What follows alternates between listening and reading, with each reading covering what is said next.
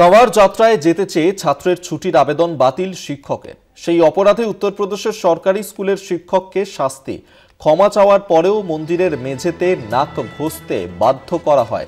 ধর্মে বাধা দেওয়ার অভিযোগে সাসপেন্ড করা হয়েছে শিক্ষককে। কাওয়ার যাত্রায় যেতে চেয়ে ছাত্রের ছুটি চেয়েছিল, কিন্তু সেই ছুটি বাতিল করে দেয় শিক্ষক। সেই অপরাধেই এবার উত্তরপ্রদেশের সরকারি স্কুলের শিক্ষক, তাকে শাস্তি দেওয়া হলো।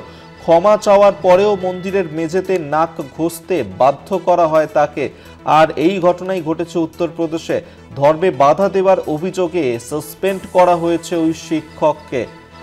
কাওয়ার যাত্রায় যেতে চেয়ে এক ছাত্র সে ছুটির আবেদন করেছিল, কিন্তু সেই ছুটির আবেদন বাতিল করে দেন ওই শিক্ষক।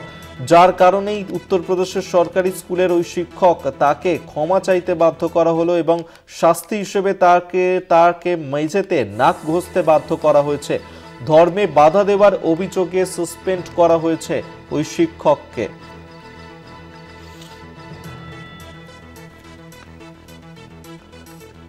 আপনাকে জানিয়ে রাখবো যে উত্তরপ্রদেশের সরকারি স্কুলে এই ঘটনা ঘটেছে, যেখানে এক শিক্ষক, তাকে এবার মাটিতে নাক ঘষতে বাধ্য করা হয়েছে।